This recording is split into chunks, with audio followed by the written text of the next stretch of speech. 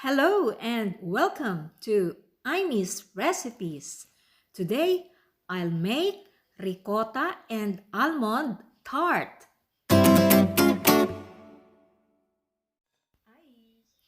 In this recipe, you need 300 grams of bread flour.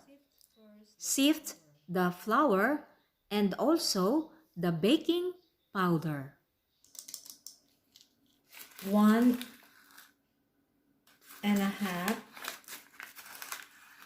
baking powder, sugar,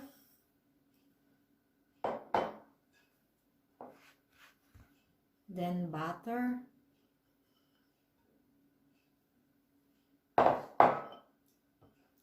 salt, a pinch of salt,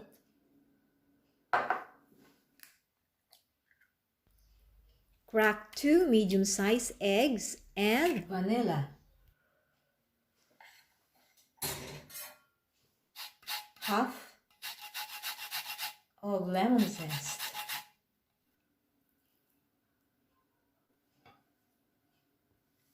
Mix them all.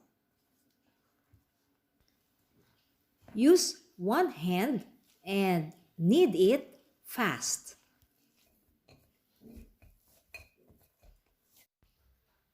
Divide the crust into two and wrap them in plastic wrap.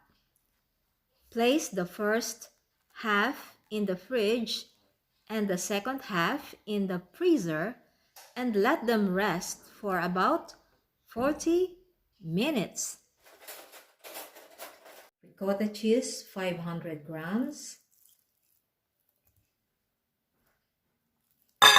Opla. Ground almonds, 50 grams. 1 egg for the filling. And zest of 1 lemon. Mix them using an electric hand mixer. This baking pan has a diameter of 26 centimeters. I have already greased it with butter. And now I'll put a little flour and dust it. Get the first half of the crust and flatten and widen it in the pan. Extend it. So the base is ready. I'll pour now the filling.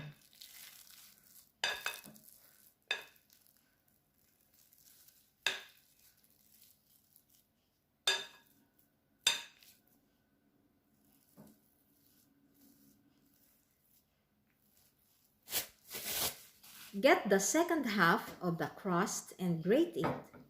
Distribute the grated crust evenly on top of the filling.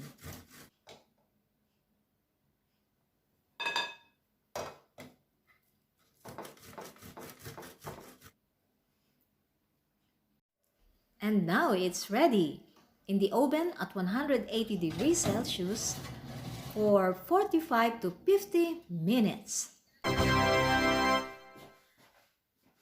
The cake is done.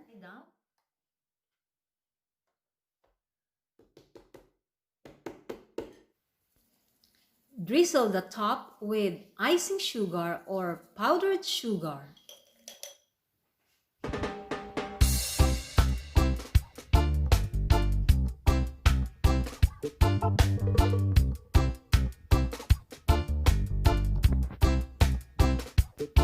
Let's taste.